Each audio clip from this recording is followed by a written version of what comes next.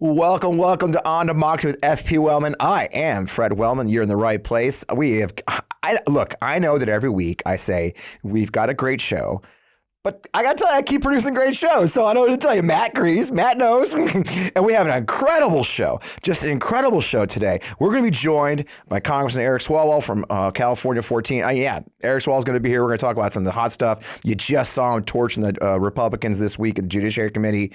We got a lot to talk about with him, and I got lots to talk about. The world's crazy. The Republican clown show is crazy. I was just up in Washington, D.C. I met some cool people there. I'm going to tell you all about that. There's just a lot to do, so let's not waste any time. Let's get on with the show.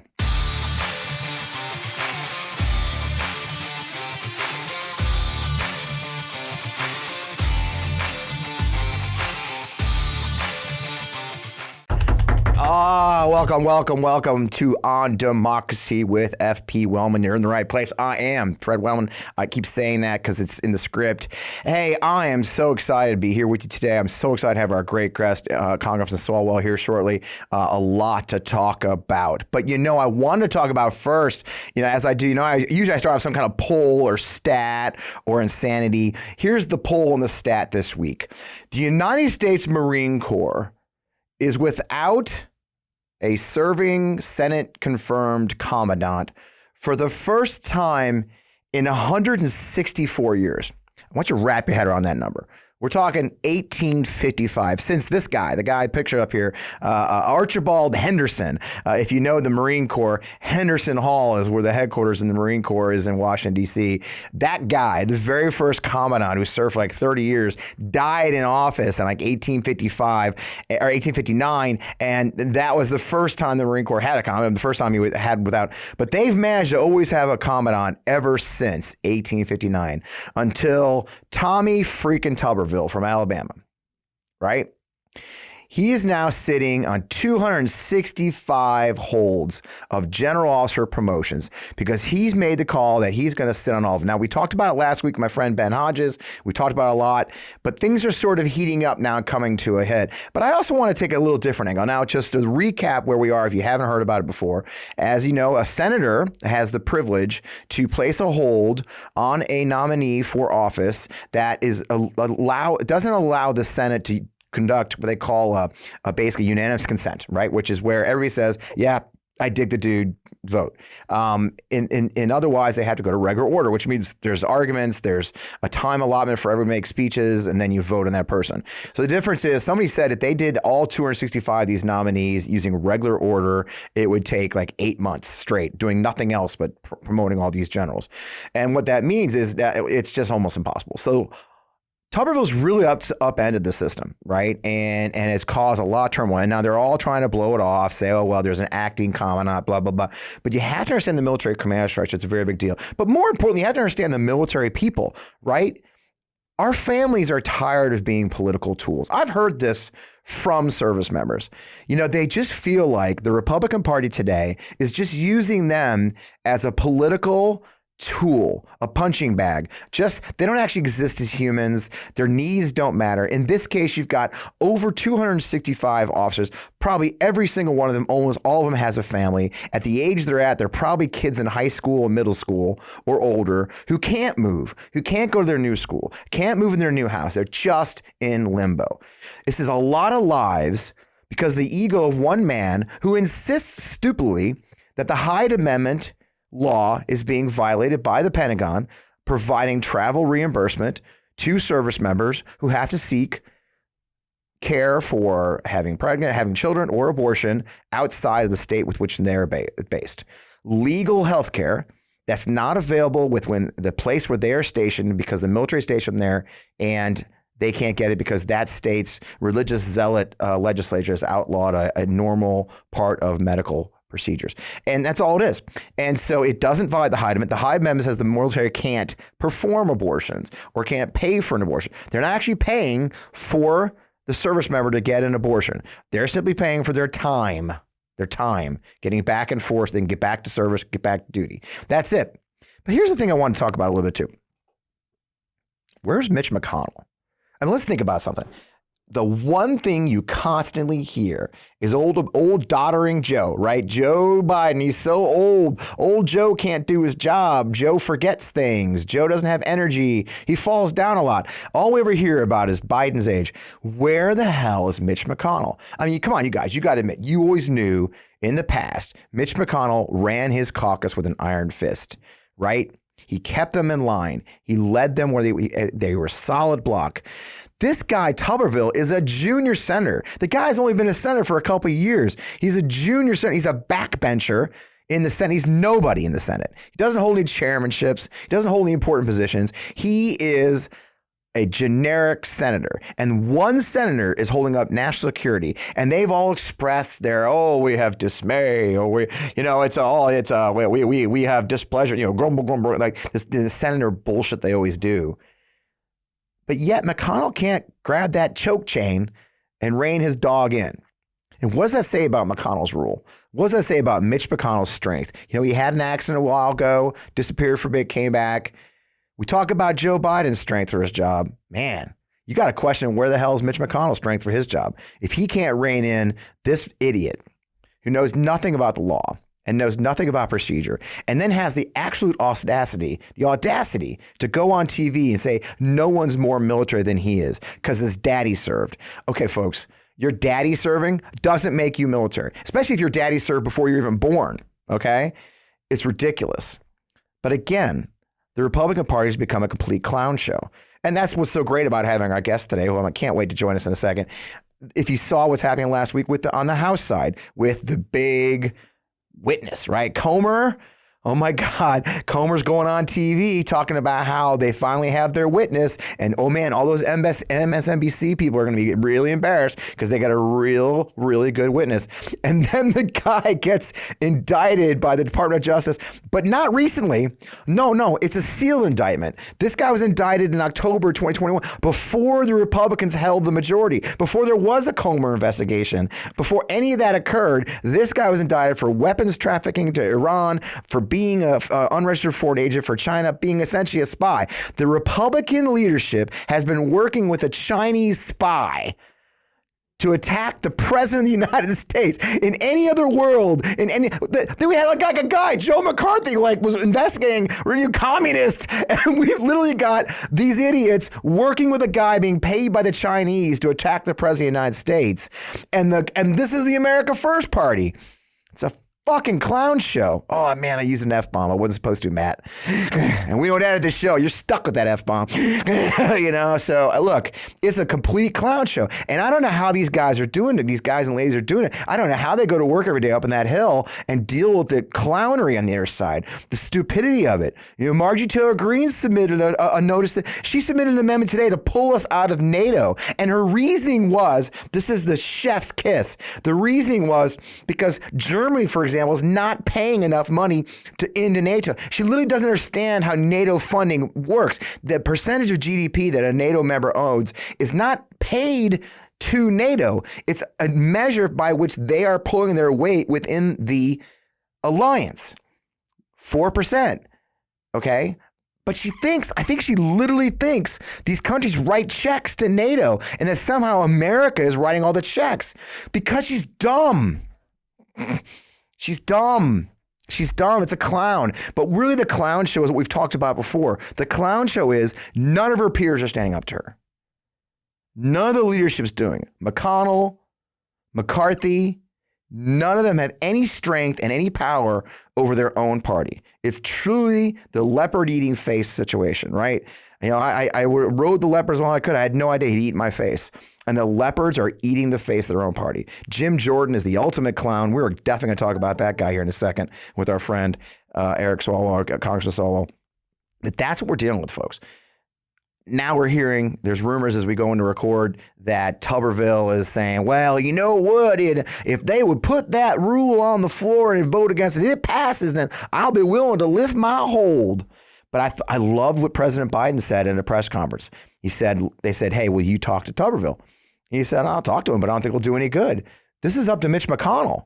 This is up to the Republican caucus to do the right thing and get their members under control and move these nominations forward of good, decent people who've served their countries their entire adult lives. These are general officers. You're talking 30 years, 40 years of service to our country, and they're being used as political tools by a football coach for his own personal religious beliefs. That's it. It's a clown show. With that, I'm just thrilled to welcome Congressman Eric Swalwell. Let's get on with the show. Let's stop cutting down trees to make toilet paper. I mean, it's true. Humans are cutting down tens of thousands of every day just to supply the American need for toilet paper. And the worst part is that when you use trees for toilet paper, it's just one use and done. It can't be reused or recycled. It just goes straight into our water system. That's why I made the switch to real paper. Real is 100% bamboo. So we're using a plant that grows fast, can be harvested and regenerated like grass on a lawn, and doesn't impact entire ecosystems of forest. Real is the best kind of eco-friendly product because it doesn't feel like you're sacrificing something to help the earth. In fact, honestly, it feels like an upgrade.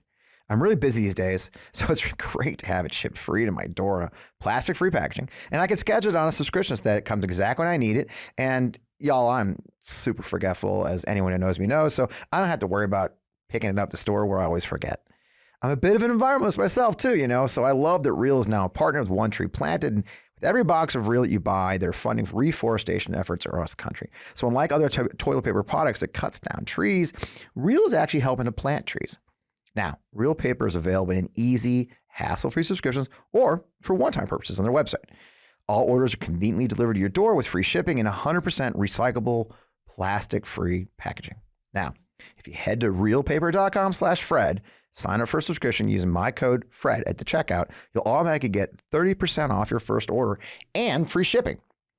So that's REELPAPER.com/Fred, or just enter the promo code FRED. Get 30% off your first order plus free shipping. Let's make a change for good this year. Switch to Real paper. Real is paper for the planet. We've all heard the famous line, try it for free for 30 days. And yeah, that's just enough time to try it, then completely forget about it. In fact, over 80% of people have subscriptions they forgot about, and you could be wasting money and not even realizing it. Rocket Money helps you find those forgotten subscriptions so you can stop paying for ones you don't use. Do you know how much your subscriptions really cost? I mean, most Americans think they spend around, $80 a month on subscriptions, but the actual total is closer to $200. If you don't know exactly how much you're spending every month, you need Rocket Money. Rocket Money is a personal finance app that finds and cancels your unwanted subscriptions, monitors your spending, and helps you lower your bills all in one place. Over 80% of people have subscriptions they forgot about, and chances are you're one of them. Like that Stars app you got for just that one show, or the free gaming trial you never even used. Rocket Money will quickly and easily find your subscriptions for you, and for any you don't want to pay for anymore, just hit cancel, and Rocket Money will cancel it for you. It's that easy. Now, Rocket Money also helps you manage all your finances in one place and automatically categorize your expenses so you can easily track your budget in real time and get alerted if anything looks off. Over 3 million people have used Rocket Money, saving the average person up to $720 a year. So stop throwing your money away. Cancel unwanted subscriptions and manage your expenses the easy way by going to rocketmoney.com/Fred. I said again, that's rocketmoney.com/Fred. Try it. Again, use my code rocketmoney.com/Fred. Well, welcome back. And I am excited. As I told you, we've got California 14th District Representative Eric Swalwell joining us. I'm thrilled. I think I've been bugging you on text messages for a while, Congressman. So, that's all right. Yeah, Thanks, man, it's great to have you here. I'm excited to be on with y'all. Oh, it's great. Love it. Welcome to the MeidasTouch Network. Our fans love you, so it's just great to have you. I did a little bit, at the beginning there, as you heard talking about just the clown show, right? Just between the Tuberville stuff on the other side, between Marjorie Taylor Greene trying to pull us out of NATO, and then, of course, the fake witnesses. I mean, it's just on and on. And I watched you yesterday or this week in the Judiciary Committee. You opened right up with a nice little punch at Jim Jordan, the fact that he hasn't replied to his own subpoena for well over 400 days right now. I mean, how are you? It's such a simple question. How do you go to work every day in such a freaking clown show? Yeah, a lot's on the line, right? Yeah. And that's how I do it. I've got a 6-year-old, a 4-year-old, and a 1-year-old. So I would say I'm contractually an optimist on their behalf. I have to be. Yeah. And so, for them just punching back at this nonsense. And, to start the hearing yesterday, to immediately call out Jordan for, the whole hearing, he's saying that the FBI is lawless because they're not helping Trump and they're not going after Hunter Biden enough. And he's weaponizing them in the way that he's weaponizing his committee in the way he doesn't want them to weaponize government. Yep. And I just thought, wait, this guy has been out of compliance of a congressional subpoena for 400 plus days, and we're going to be lectured by him about lawfulness. And so my approach has been this Congress to take a 3D approach with these guys. So discredit immediately. So as you said, just, from the get, make sure that they are, on their side of the field and that we're not letting them be on offense. And it's easy with Jordan because he didn't honor a subpoena, so he has no credibility. The second D would be to defend the Biden administration where necessary. But the key here, Fred, is to not, chase every ball that they throw. Like, we don't have to respond to everything because so much of it is nonsense. And if you're popping up in response to something they say, pretty soon, I think the voters, our constituents, just tune out. So discredit, defend, and then, as I ended my questioning, deliver. Pivot to what we would deliver if we were in the majority. And I wanted it to be clear that, they could say the word laptop over and over and over, and it was just laptop, laptop, laptop, laptop.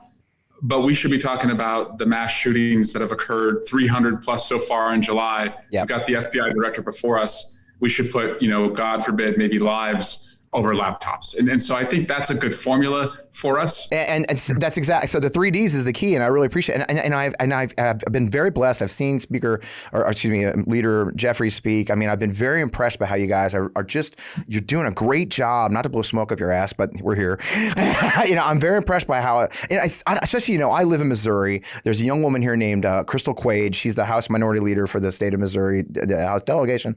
And she's on a super minority, right, Eric? And she has done a brilliant job of splitting her opponents, splitting the House, because they all hate each other, right? I mean, you see it, I'm sure. They all hate each other. So you kind of pretty much, are you finding yourself trying to run that gauntlet between how they all kind of fight each other? Or how does that play out for you up in D.C.? Oh, there's absolutely a tactic in divide and conquer, right?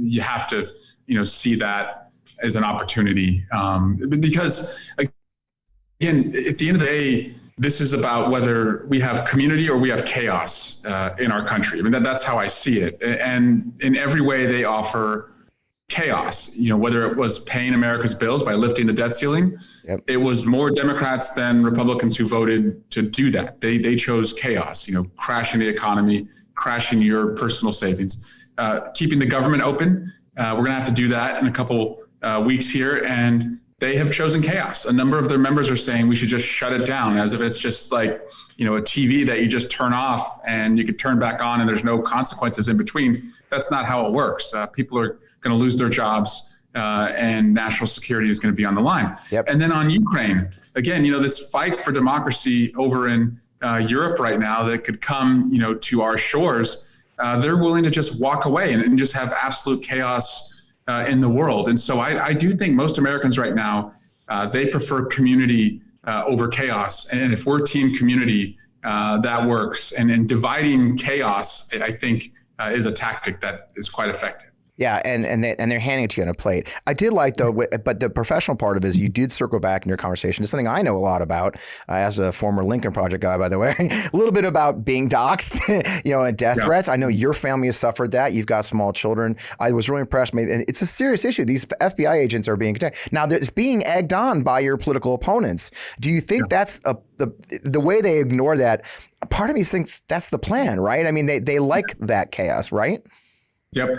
No, Fred, they know exactly what they're doing. Their silence in condemning it is their complicity in violence happening. And right now you have this former Trump aide. He's got this website. I don't even want to say the name of it. But he is putting the pictures of FBI agents, their dates of birth, in some cases addresses.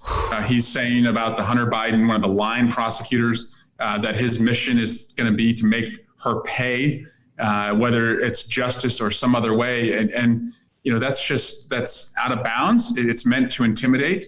And I'm not going to let them bully our law enforcement around. And so I know by calling this guy out, it's probably going to bring more fire our way. But fuck them, frankly.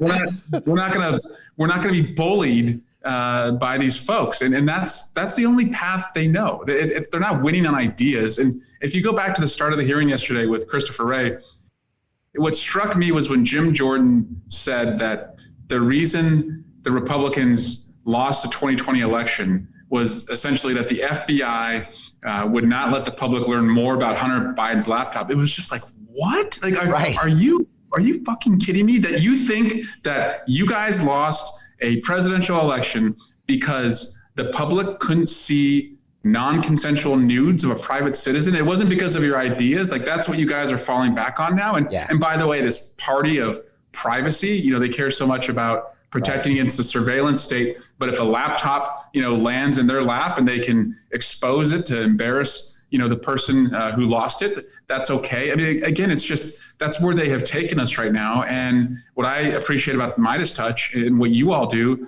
is you push back. You don't go looking for a fight, but when they bring it, you punch back twice as hard. And that's the only way forward with these guys. I agree, and I've got a lot of history doing it again in my career too, and I tell people a lot. We're here for it. I've had my old house was published on the web. It's like it's funny. Like every now and then I'll get a little threat. I'm like, really? Get in line. Guys like us in the public eye, and that's the point. We should move out and take fire. People like us should move out too. It's not fair though. It's completely inappropriate for a private citizen like a freaking FBI agent. For God's sake, I have a lot of friends that work there. A lot of my military veteran friends went into the FBI. A good friend of mine was actually the guy in charge of the entire hostage rescue team at one point. It's a very serious matter. Now, I love to turn. I only got a little bit of time because there's good news. My God, you guys had a great news week. The Biden economy. The economy is freaking rolling. Economy. Inflation's down 0.02% last month. A total of 3% annual. The numbers dropping. Fuel prices are down. I'm loving airline tickets going down. I appreciate that one. Things are the bills you've passed. It's got to feel good starting to see some positive impact. How do we tell that story better, Congressman? I mean, how do we make sure people know that? Yeah, Bidenomics, is really, to me, a comeback story. Right. A country that is coming back from COVID, and main streets are open, schools are open, churches are open. A country coming back from, inflation and seeing that finally start, to come down. A country that is coming back from high unemployment that we saw, during COVID. And it's at 0.6% right now, 3+ million jobs added. It has to be a comeback story. It has to be a comeback story for everyone. And so I don't want to say that, we're entirely where we need to be, but we're on our way. And so I think if we frame it that way, Americans understand what a comeback story is. The president has brought us back from, one of the darkest places this country's been in 100 years, the COVID shutdowns to our economy, our livelihood, and our, just our communities. Yep. Yeah. And doing it quietly while building coalitions. And we see it again and again. I talk a lot on the show. We had General Ben Hodges, who used to be U.S. Army Europe commander, here last week, talk about how Biden is very good, that old senator in him, right? I beat him up for it, but also it helps in times like this. All of a sudden, Turkey's cool with Sweden. That was weird. How to, that's very quietly, as you said. And he's brought NATO back together, right? Right. Trump essentially walked us away from NATO, alienated us from our allies. And you know what that does, by the way, and I think we should say this more, when we don't have allies in the world and we can't rely on NATO, it costs us more taxpayer money to pay for our national defense. And when we do have allies and we can collectively, have a common defense with NATO or other partnerships, it should cost us less. And so at the end of the day, we should strive to bring down, the defense spending, put that into our communities, because we are bringing back NATO and, these holy alliances that protect freedom. Yeah, and we're growing and we're stronger for it. Now, I was talking to one of your colleagues, and I live in St. Louis, and St. Louis has made it's kind of a different shifting of gears, but it relates.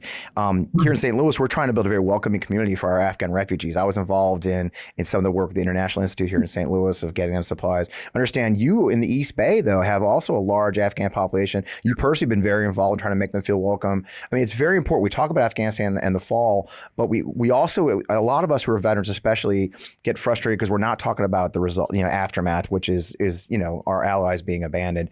What are you guys doing on the East Bay to make our Afghan allies feel welcome, and what are you doing in DC? Well, first, and I should have said this at the top, thank you for your service to our country. And in my district, we've got the largest Afghan American population in the country. Little Kabul is in my district. Yeah. If you read the book Kite Runner, it tells the story of the family going from Kabul to Fremont, California, which is in my district. And so when the evacuation took place, we had at peak 6,000 refugee cases that we were working on. Wow. And it really was just heartbreaking because we had more losses than wins in our ability to get people out that we were trying to help. Yeah. We're still trying to help them. I just got great news that an Afghan interpreter who 2 years ago, 2 Augusts ago, flagged me down at a town hall, very, very emotional. Frankly, he was screaming at me for good reason, that he had gotten back, but his pregnant wife was stuck in Afghanistan. We just learned, he texted me earlier this week, a picture of the visa for his wife and their baby, who's now been born, and they're all going to be united in America. And so it took 2 years for that to happen, but we did it. Again, we still have more cases that are outstanding than wins. Yeah. But we're going to try and help as many of them as we can, because as you said, that was a commitment that they made to the United States, and our commitment back was that we would get you here. That's wonderful. Again, I did lose an interpreter in Iraq. His family lives here in the United States, and then I've got others. And it's amazing to me how much this matters to my peers and to my fellow veterans, that we are taking care of our Afghan allies, the one who did sacrifice next to us, and our Iraqi allies as well.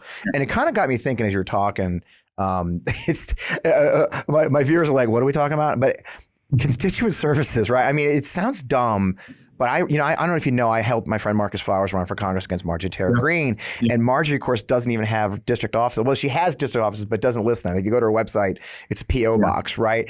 And that nuts and bolts, and what I just heard you talking about helping your Afghan American constituents and even non-constituents is that everyday knife fighting and wrench turning of being a member of Congress that matters, constituent services.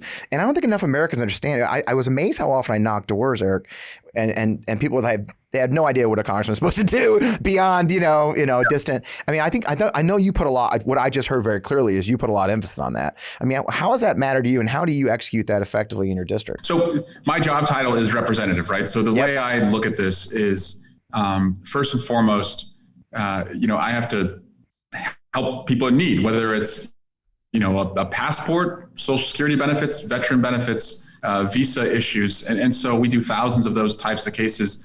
And the most fulfilling parts of my days and weeks are when I learn of a success in that realm. And so sweeping legislation comes every 5-10 years, right? And we'll work on that and we'll aim toward that. But the day-to-day, just nurture and care of your constituents, that's really, I think, what they elected you to do. And that's, frankly, as I said, just the most fulfilling part of doing it. And, fighting for people who are owed a couple $1,000s in an IRS refund, and they're fighting the IRS to get it, and our office is working to get it, and then they get it. And to the federal budget, that may seem like a drop in the bucket, but to my constituents, those are bills, or those are savings, and it means a lot. And my job is to fight for them, not to be, as you pointed out with Marjorie Taylor Greene, like just a clap back culture warrior who just sees owning the libs as like what she does. And that's frustrating, is that there's too many people that I serve with who I think approach it that way. Yeah, it's incredibly frustrating. I saw it firsthand, and saying, and with that last piece, and you brought the word up, so I'm going to jump on it now. The culture wars, right? So a theme I use a lot on the show here, Eric, is that where in DC, some people have something that's a culture war to perhaps some folks who are professionals in my business, is not necessarily a war, a culture war out here in the red states or otherwise. It's a real war. Women are losing their lives because they can't get health care. Transgender kids are committing suicide. I mean, these are real life and death issues to a lot of Americans. I mean, how do you? I mean, it's got to be a fine line you're trying to tread. I know we got to talk about the economy and all, but there is real fear in a lot of parts of our country. They're going to lose their actual rights, right? I mean, how do we fight back? How do we fight that battle and change that dichotomy? I've thought about this a lot, Fred, and I'm convinced that one of the best ways, and I'll give you the trans attack as an example. I don't think on the merits, like we're going to convince Republicans that it's complete bullshit what they're alleging, that this is a widespread issue where every little girl in America would be an Olympic athlete except for the trans kid who's taking, her spot on the team. Like we're talking about something that just is not happening very often anywhere. But like they have elevated it to like put the fear of God in every parent that this would happen.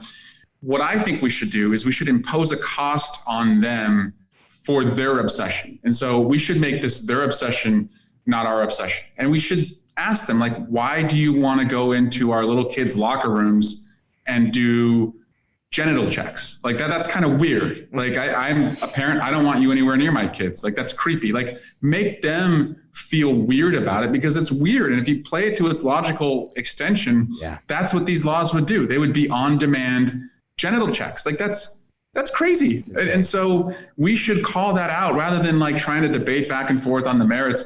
Just say what you're asking for is an on-demand gender check. And I don't want you near my kids. Stop being a creep. Like that's it. And so impose that cost on them so that they just don't try and stoke that as an issue because they recognize they're going to look like weirdos. I think that's how we should approach a lot of this. That's what I recognized yesterday with the laptop was we're never going to win on the laptop. We're never going to convince the Republicans that this is all nonsense.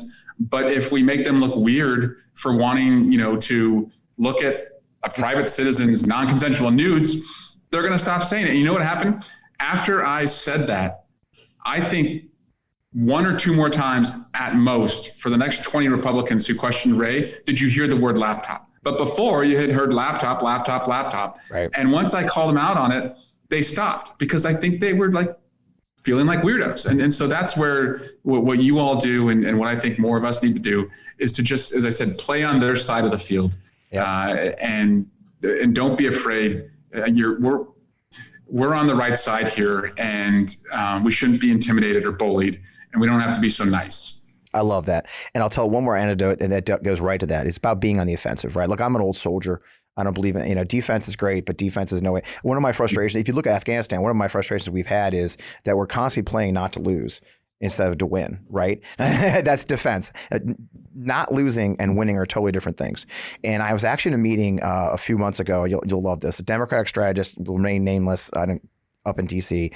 And she told me that, the organization I was working with at the time was like, I understand, why you have, Democrats the name or something. I'm like, well, that's what we're doing. We're supporting Democrats we have an organization called Forgotten Dems. We're helping Dems who have, 149 races didn't get much support.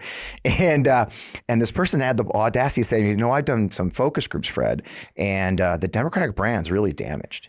Really, I'm like, okay, we hold the White House, the Senate, the minority. I'm gonna, what? We're gonna agree to disagree. The idea I should walk away from the name Democrat or walk away from the brand when that's why I've loved hearing Gavin Newsom just really punch hard. Yep. I've enjoyed seeing you. I enjoy seeing Muskovitz. I enjoy seeing your peers. We've got to go on the offensive, and I'm glad to see you doing it. Isn't that just the most ridiculous thing to you? I mean, you're there fighting the fight. And we are the only sanity in town, right? Right. We should run that. Like the Democratic Party, like you may not be a voter that agrees with us on everything, but right now, as I said, it's team community or team chaos. And we should welcome as many people, into team community as possible. And by the way, one of my biggest frustrations with Democrats, and this will happen in about a year as we start to get close to the election, we could be 20 points up in the poll but there's still kind of this bedwetting culture. The sky's falling. Like, we're going to lose. And it's just like, no, like confidence begets confidence. Like, right. Be confident that our values, our priorities, the fact that we even have values and priorities that are articulable, like, are the right ones. Like, yes. Don't let them get in our head. And yesterday, and this is another good example, Jim Jordan kept citing that the FBI approval rating was 35%. Well, here's why the FBI approval rating is 35% is because they've shit on the FBI for the last 2 years, and then they take the low approval rating after all the lies they've told, and then they use that to reaffirm what they're doing. If we were, I think, better at again, pushing back against that, it wouldn't have been so low, and they wouldn't be able to use that as often. So, for the Democratic Party, we have every reason to be confident. We won in 18, we won in 20, we beat expectations in 22, we've won in these off-year elections in Wisconsin and Jacksonville. Look, we are on a winning streak, and we should embrace it. We shouldn't be afraid of it. We shouldn't shy away from it. We shouldn't shrink. Like, we're on the right side of this. Yep, to win. Not just to not defend, not to hold, win. And that's how we could put this away. I think you're right. It's thrilling to hear that. And that's why I'm such a fan of your work. I'm a fan of a lot of your colleagues. I'm a bit of a super fan of Mr. Jeffries. I mean, because we can't sit back. I mean, and look, as an old soldier, the nation is in danger. This show is called On Democracy because for a reason. Our democracy truly is in danger, like nothing I've seen. Going back to the violence you and I talked about earlier, federal agents being doxxed, you, me, us, citizens being threatened. I studied the beer hall putsch. I studied the Nazi movement to power, street violence using these unofficial, the black shirts in Italy, the brown shirts in Germany. That's the mode. That's the method. And we can sit back and ignore it or we'll pay a price. And I'm thrilled that you guys see it. Fred, that we in our lifetime, we've seen that price paid. Oklahoma City, right? I mean, the children and the federal law enforcement officers and the staff who were killed there because we were hurtling toward, this kind of white hot moment of, white nationalism, and the consequences were catastrophic. And so we've seen this before, and we certainly don't want it to visit us again. Yeah, and we can't shy away from it. Eric, I know you have a hard stop. I can't thank you enough for joining us, sir. What a pleasure. Thanks for having me on. Again, I love what you all are doing. It's so important, and it's often cited to me, why can't you all be more like the MeidasTouch? It's a joy being part of the brothers. They've been mentors to me. Not every day they let an old man like me come in and run a show. So I appreciate you, sir. Get back in the fight. I look forward to talk to you soon. Right. Cheers. Thanks. Man, what a great conversation. I love talking to Congressman Swalwell. We're going to take another break. We got some incredible sponsors this week. The show would not run without sponsors. So let's hear from a couple more sponsors, and we'll talk some more about the crazy stuff going on. And my week up in D.C. that was really educational. That I'll tell you a little bit about some cool stuff that's going on. Do you know your temperature at night can have one of the greatest impacts on your sleep quality? If you wake up too hot or too cold, like I do often, I really recommend you try out Miracle Made sheets. Inspired by NASA, Miracle Made uses silver-infused fabrics and makes temperature-regulating bedding so you can sleep the perfect temperature all night long. Now, that silver-infused fabric means that Miracle Made sheets are thermoregulating and designed to keep you at the perfect temperature all night long so you get a better night's sleep. And I can tell you, honestly, I have. Now, the silver fusion technology also adds an extra benefit. It means the sheets prevent up to 99.7% of bacterial growth, leaving them cleaner and fresher 3 times longer than normal sheets. There's no more gross odors from your sheets. You don't have to worry about any problems with bacteria. They just last longer. Now, I've been sleeping with these sheets, and they're seriously comfortable without a high price tag of other luxury brands, and they feel as nice, if not nicer, than the bed sheets used by some 5-star hotels. Stop sleeping on bacteria. Bacteria clogs your pores, causes breakouts and acne, a whole bunch of problems. Sleep better, sleep clean with Miracle.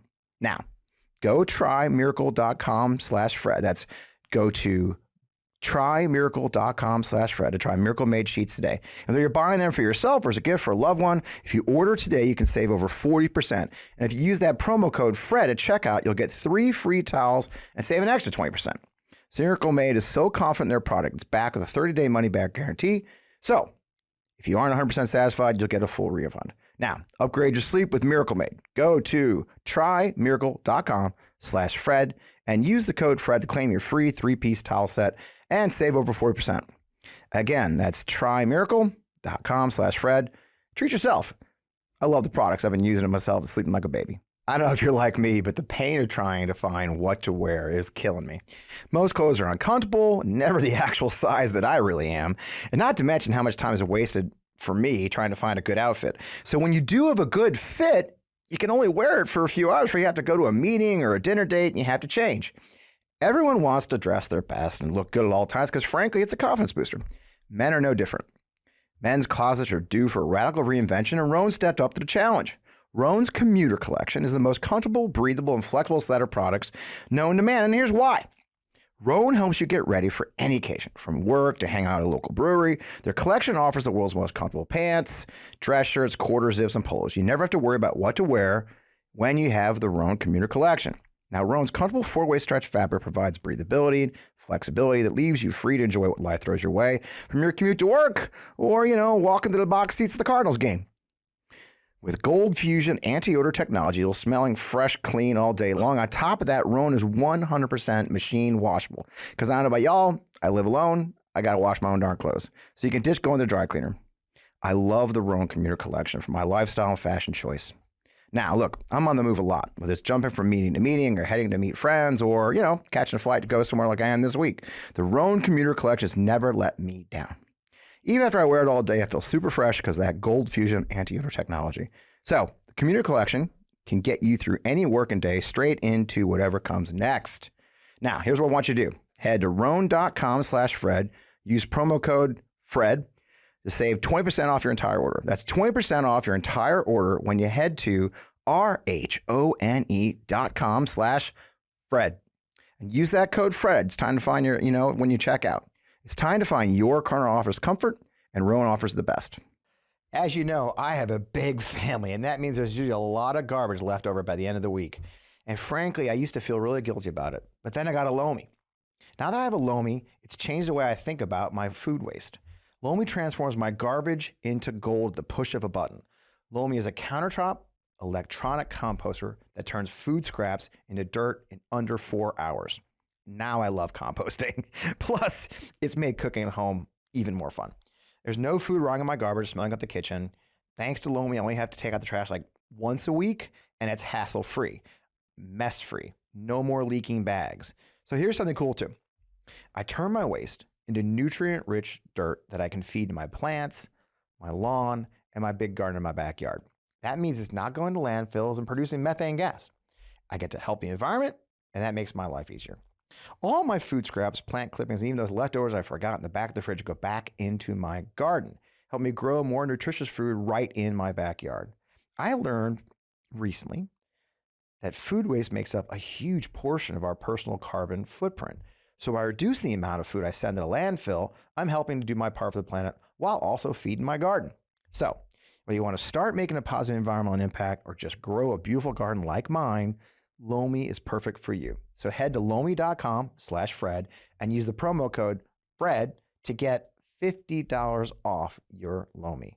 That's $50 off when you head to LOMI.com/Fred and use promo code FRED at checkout. Thank you, Lomi, for sponsoring this episode of the show. Great. Again, thank you to our sponsors. Thank you to Congress Swalwell. So I was up in D.C. last week as a guest of the Department of Veterans Affairs. I know, weird, right? So as you guys know, I'm a veteran. I served 22 years in the Army. I had the experience of going to Desert Storm, and then I did 3 Iraq tours. I was a veterans advocate for about 10 years. I've watched the arc. I'm a veteran, so I became a veteran in 2010. Soon after retiring from the Army, I actually started working on veterans issues and had the good fortune to be able to work with the VA headquarters and meet a lot of the good folks over there and even a couple of secretaries. I've been very blessed. So when VA reached out to me and said, hey, we want to talk to you about the PACT Act, I jumped at the chance. And so for those who don't know, about a year ago, the Congress finally passed after a lot of work from a lot of friends of mine were part of it. I had a very tiny role of just kind of emphasizing the need for it. But the PACT Act was a law passed last year, finally, that is probably the largest expansion of veterans health care in decades. And what that means is, and just to explain what that means, the PACT Act applies to specifically is a new law that expands VA health care and benefits for veterans. And it does it specifically designed to help veterans who are exposed to burn pits Agent Orange and other toxic substances during their military service. Myself, I served in Iraq. I did 3 tours and also Desert Storm. And while I served in the Central Command region, we would burn, for those who don't understand, we would burn our garbage, okay? So the way it works is you build a big pit, we throw jet fuel on it, and throw everything in there. And honestly, that sometimes meant batteries, lithium battery, I mean, stuff that should not be burned, but we would throw it all in that hole, and it became the norm over there. So if you were working on a base, you may be exposed to all kinds of toxic chemicals. And we're starting to see some really horrifying effects to a lot of our peers. I'm not going to name names, but I will tell you that 3 of my bosses from combat, men just a few years older than me, all 3 of my major bosses ended up with prostate cancer at some point. Very unusual cluster, right? And so what's happened is with the PACT Act, what they did was they made a couple hundred actually, of conditions associated with healthcare as what they call presumptive conditions. And for what that means is, let's say you're a Vietnam veteran who's exposed to Agent Orange. You've never filed for your benefits all these years later, because not every veteran is automatically enrolled in the VA. A lot of them, especially our older vets, God bless them. I can't tell you how many older vets have said to me, Fred, I don't need that. There's guys who need it more than I do. Like there's a limited pot of money. Well, I got bad, if you know anything about our government, there isn't a limited pot of money, but there certainly isn't for veterans. If this gentleman or veteran has developed hypertension, they are now saying that hypertension in Vietnam veterans exposed to Agent Orange is a presumptive condition of his service in the military in Vietnam. And that means that 1, he'll get benefits pay, believe it or not, actually disability payment and health care free from the government through the VA.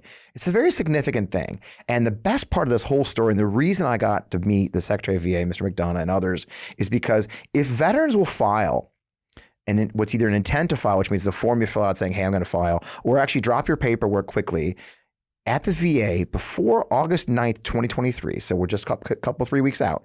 But if you drop your paperwork before August 9th under the PACT Act, they will backdate any benefits you attain, any healthcare you attain, all the way back to when the law was passed a year ago. I got to tell you, folks, that's a significant amount of money. If you end up with 50% disability or 100% disability, I'm not going to give you numbers. It's a significant chunk of change that when I first filed for my benefits 2 years after I retired from the Army was oh my God, it changed my life. And my ability to get that money and get that health care was huge for me, even as a retired officer from the Army. So again, they're pushing us all to kind of speak about it. I'm a veteran, and I know a lot of veterans watch our show. And a lot of veterans' families watch our show, and this applies to your family too. I mean, if you're the daughter of a veteran from Vietnam and he's suffering from these, you can get the benefits. You can get imagine the ability to put your father or your mother in a home, in a nursing home for free. When they pass, the veterans get benefits to get a free burial. This is important stuff that is life-changing for a lot of Americans' lives, all because of my friends, my sisters, my brothers, my moms, kids, dads served in the United States military and earned they're earned benefits. And so we're urging, and I'm proud to partner with the VA to urge you to seek out your care. If you served in the Central Command region in the modern era from Desert Storm forward, like me and many of my friends, if you served in Vietnam and perhaps were exposed to Agent Orange, if you served in the military and were exposed to toxic substances otherwise, this is a chance to quickly get your paperwork in, get the benefits you've earned. It's very simple to go to va.gov/PACT. I'll have Matt put that on screen. It's that easy. va.gov/PACT. You click on that site, it leads you to where you can file your paperwork. And the last note I'll say is, what impressed me with my visit to the VA is everybody I met was trying to find ways to help veterans. Like the whole pitch that they gave us that were there is, we want veterans to get the money they've earned. We want veterans to get the health care they've earned. And I know a lot of people who have dealt with the VA in past lives, past years, it often felt almost like an antagonistic relationship. For many years when I was a young soldier, the VA was seen as not necessarily a helper to veterans, but an obstacle, that they tried to find ways to not give you your earned benefits, to not give you care.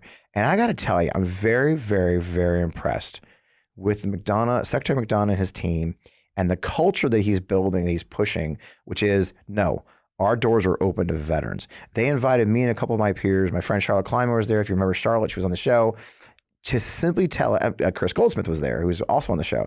They invited us there to tell us, please, please, please, use your platforms, tell your peers that this is an opportunity for us to give them the health care and the benefits that they deserve and they've earned, that our Congress, to their credit, passed, so that those of us who have served, those of you who have family members who have served, earn the benefits and the health they deserve. Because I tell you what, look, there's no way around it, folks. A lot of people have gotten really sick serving, okay? I've seen good friends die. I just, on the way here for today at the studio, I got noticed that one of my Apache helicopter pilots from Desert Storm passed this week. He couldn't have been older than 63. So those of us who serve downrange, please get your benefits.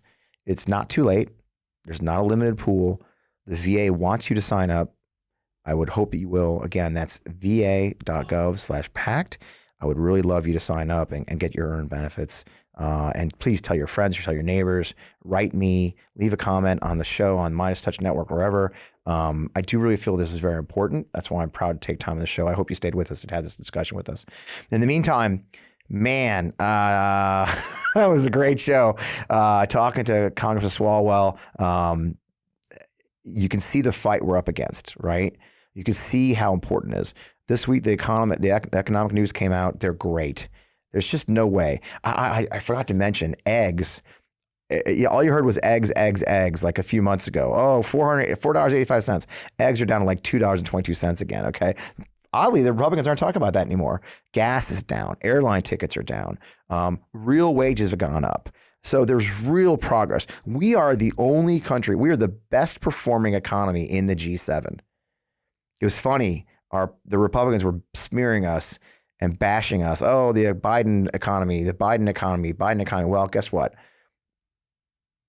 Now you can say, yeah, the Biden economy turned it around. At the president's leadership, Congress passing the Inflation Reduction Act, the other actions are going on, even the Fed doing it the right way, is going very well for average Americans. And if we could tell that good news story, we can go on the offensive, push back against the lies, push back against the deception, tell the truth. We are on the offensive, and we must, because our democracy demands it. So I hope you'll join our sponsors. We had a lot of sponsors this show. We've got some incredible folks. The reason the machine works is because we have incredible sponsors. I can't thank them enough for being a part of this. As always, we're located here in Half Coast Studios in St. Louis, Missouri, with Vi Media, our longtime partners and friends at vie.media. They're a great digital marketing firm that can support your agency. In the meantime, I'm going to do my pitch. You guys are sick of it. Please go download the show on Apple, Spotify, wherever you get it. Go watch it live on MeidasTouch. Tell your friends about it. Leave a positive review. Leave a star. Leave a thumb. Leave a comment. Share it. All the help you can get. The more people watch our show, the better we do. We've got some exciting guests coming up.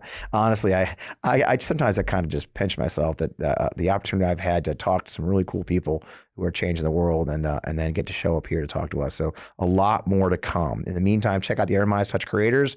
They have built a cadre of incredibly talented people who are telling the truth. I hope you'll check out my fellow creators, like my friend Chris Goldsmith and Ken Harbaugh, who have a new show on the MeidasTouch Network, Against All Enemies, premiering daily, about the threats to our democracy as well, from the far right extremist militias and actual attacks, physical attacks on our fellow Americans. So a lot of great stuff going on right now, guys.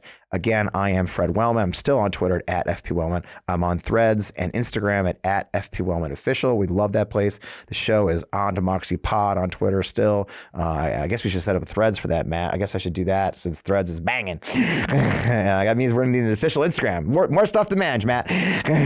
But in the meantime, you can always find me. Please hit me if you need anything at all. In the meantime, thank you so much for being part of our family. Thanks for being part of the show. I can't wait to see you next week.